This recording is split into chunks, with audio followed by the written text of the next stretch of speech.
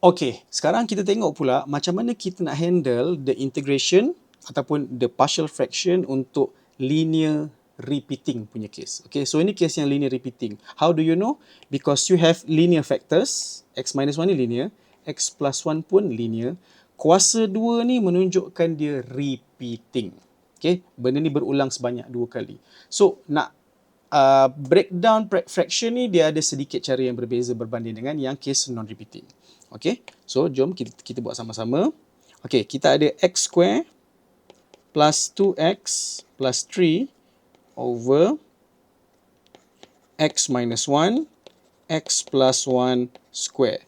Okay, so cara kita nak breakdown benda ni adalah first, kita ada fraction yang x minus 1. Lepas tu kita ada denominator yang x plus 1 kuasa 1. Dan yang kedua kita ada x plus 1 kuasa 2. So nampak tak? Benda ni repeating. Okay. So kalau dia kuasa 3 akan ada 3 lah. Kuasa 1, kuasa 2, kuasa 3. Okay. Tapi kalau ada kuasa 2 je, ada 2 je lah. Okay. Sebab tu namanya repeating linear. Okay. Dia repeat dia kat sini. Alright. So untuk yang atas, of course yang atas x minus 1 ni adalah constant A. Atas x plus 1 ni constant B. Now what about this one? Because kita nampak macam kuadratik ni. Because x plus 1 kuasa 2 ni. Okay. Tapi sebenarnya bukan. Okay. Ini masih kategori linear because ni. Bentuk termudah dia adalah linear. Nampak ni x kuasa 1. Okay. Cuma dia ada kuasa 2 dekat luar ni sebab dia repeating. Therefore, kita masih anggap ini sebagai linear. Maka atas dia adalah C. Okay. So, untuk benda ni pula, bila kita nak samakan pembawah, cara dia sedikit berbeza. Kita tak adalah nak darab everything. Okay, macam ni kan contohnya kan. A, samakan bawah, kita darab ni, darab ni. B, darab ni, darab ni. C, okay, tak payah. Bila kita nak samakan pembawah untuk kes yang repeating, kita refer balik kepada original one. Okay, dan kita darabkan apa yang dia belum ada. Okay, saya tunjuk Okay, tengok macam ni. Now, untuk kes yang A, saya buat sebelah sini sebab tak muat. Okay, untuk A, okay, tengok ni. A kan, dia dah ada x minus 1 tau. Tengok balik soal asal. A dah ada x minus 1. Apa yang dia belum ada? Dia belum ada x plus 1 square. Okay, apa beza dia? Kalau awak darab ni dengan ni, awak akan ada x plus 1 square dengan x plus 1. So, nampak tak kuasa 3 kat situ? Nanti pengembangan awak akan jadi lebih panjang dan lebih complicated. Okay, so memang awak boleh buat macam tu, tapi awak akan menambahkan kerja lagi. So, guna cara saya ni lebih simple. Untuk A, awak dah ada x minus 1. Yang awak belum ada adalah x plus 1 square. Maka, A akan darab dengan x plus 1 kuasa 2. Okay. Now, we go to B pula. Okay, B, dia dah ada x plus 1 tau. Maknanya, dia dah ada salah satu kuasa kat sini. Okay, x plus 1 ni. So, apa yang dia belum ada? Dia belum ada x minus 1 dan another x plus 1. Sebab dia kuasa 2, B hanya ada yang kuasa 1. Therefore, B, dia akan darab x minus 1 dengan x plus 1. Okay, again, apa beza dia? Kalau awak darabkan everything, awak akan ada B, darab x minus 1, darab x plus 1 square. Ni tak ada square. Nampak tak beza dia? Okay, dan dia menambahkan lagi jalan kerja sebab awak kena darabkan dengan square punya kuadratik pula. Square punya expansion pula. Okay. Last kali, dekat C. Okay. C dia dah ada x plus 1 square. Apa yang dia belum ada? Dia belum ada x minus 1. Okay. Sebab tak muat, saya terpaksa tarik dia ke kiri lagi. Okay. Maka C ni hanyalah perlu darab x minus 1 sahaja. So, ini pun samalah per x minus 1 x plus 1 kuasa 2. Boleh faham? Okay, so untuk case repeating ni memang awak kena hati-hati sikit. So sekarang ni assume lah saya dah kembangkan everything, bla bla bla. So tinggal sekarang ni saya nak groupkan mereka. So saya salin balik yang belah kiri. So kita ada x square tambah 2x tambah 3 per x tolak 1 dengan x tambah 1 kuasa 2 kan? Okay. Equal to, okay, sekarang saya dah groupkan yang x kuasa 2 dulu. Okay, so untuk x kuasa 2, dekat sini saya ada A tambah B kuasa 2.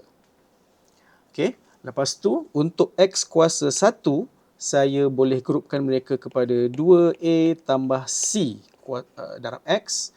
Dan untuk yang tak ada X, kita ada A tolak B tolak C. Ini pun samalah per okay, X tolak 1, X tambah 1 kuasa 2. So, bila kita tengok bawah, kita boleh cancel. Memang jalan kerja dia, awak akan boleh cancel bawah ni. Okay, bawah ni akan terhapus. Maka tinggallah compare kiri dengan kanan sahaja. So, apabila kita buat comparison kiri dengan kanan, maka kita boleh tengok kat sini, okay, A plus B equals to 1. Okay, so untuk X square, A plus B adalah sama dengan 1. So, this is your first equation. Manakala untuk X kuasa 1, kita ada 2A tambah C sama dengan 2. 2A tambah C sama dengan 2. So, ini equation kedua. Dan yang terakhir, kita ada A minus B minus C equals to 3. So, ini untuk X kuasa kosong. A minus B minus C equals to 3. Betul tak? A minus B minus 3. Okay. This is your third equation. Okay, now just use your calculator to solve the simultaneous equations, or the 3 equation dengan 3 unknowns, A, B dengan C. So, masuk dalam kalkulator, awak akan dapat A sama dengan 3 per 2. B, awak akan dapat negatif 1 per 2. Dan C, awak akan dapat negatif 1. Okay, so kalau kita isikan semula nilai A, B dengan C ni. Okay, saya copy balik ni.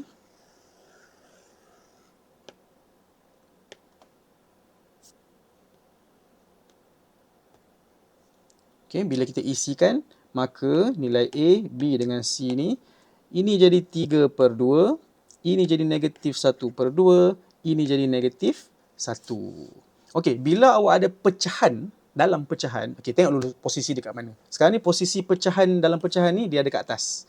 Bila awak nak jadikan dia selevel dengan pecahan sedia ada, awak just macam magnify nombor tu. Okay, so maknanya kat sini kan, dia akan jadi 3 per 2, X tolak 1.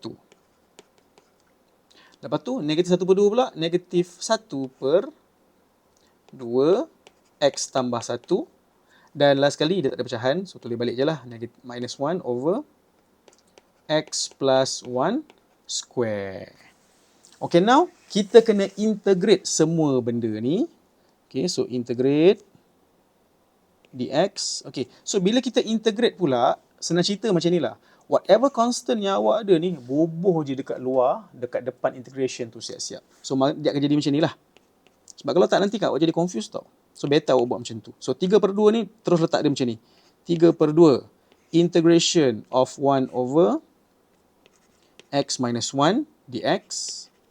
Lepas tu, minus 1 over 2, the integration of 1 over X plus 1 dx. Dan last kali minus ni tak ada apa-apa nak letak luar. So, biar je lah.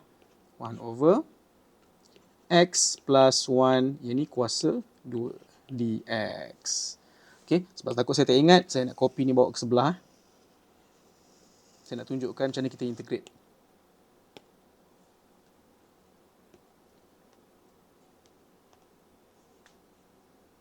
Okay.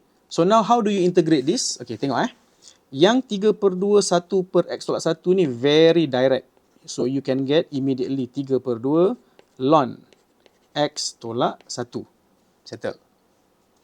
Minus 1 over 2 untuk integration 1 over X plus 1. Ini pun very direct. So, you get minus 1 over 2 ln X tambah 1. Okay. Dan yang terakhir, ready? Yang terakhir, adakah dia akan jadi ln X tambah 1 kuasa 2? Tidak. This is wrong. Kenapa wrong? Ingat tak saya cakap tadi? Bila awak nak integrate, awak boleh tengok video saya juga sebelum ni. Bila awak nak integrate something untuk jadikan dia ln, syarat pertama dia, X tu kuasa 1. Okay? Tengok ni. Ni X kuasa 1 ke? Tak. Ni ada kuasa 2 ni. So, yang ini, kita kena integrate macam biasa. Macam biasa tu maksudnya macam mana? Maksudnya, you have to bawa dia naik atas, nanti kuasa tu tambah 1 per kuasa tambah 1. Itulah dia. So, maknanya yang belah sini, dia akan jadi macam mana tau? Okay, dia akan jadi X tambah 1 kuasa negatif 2 macam ni. Sebab awak dah bawa dia naik atas kan? kuasa tambah 1 per, ni pun kuasa tambah 1. Which means, dia akan jadi, dengan pemalasnya, saya nak salin balik sekejap ini. Which means, yang belah kanan ni, dia akan jadi X tambah 1 kuasa negatif 1 per negatif 1. Dan ni dah ada negatif ni. Maknanya kalau kita jumpa negatif dengan negatif ni, dia jadi positif. So, sini dia positif. X tambah 1 kuasa negatif 1 tu boleh bawa turun. Maka, dia akan jadi 1 per X tambah 1. Dan jangan lupa bila kita integrate, kita ada plus C. Dah siap untuk kes yang linear repeating. Okay, linear repeating ni memang awak kena careful. Sebab apa tau? Bila dia repeating, dia mesti ada salah satu tu yang kuasa dia bukan 1. Kuasa 2, 3 ke apa kan. Dan bila awak integrate, dia tidak akan jadi ln. Okay, you have to integrate it normally. Bawa naik, kuasa tu nanti tambah 1 per kuasa tambah 1 and so on. Okay. Again, the only thing yang menjadi ln hanyalah bila X itu kuasa 1 sahaja.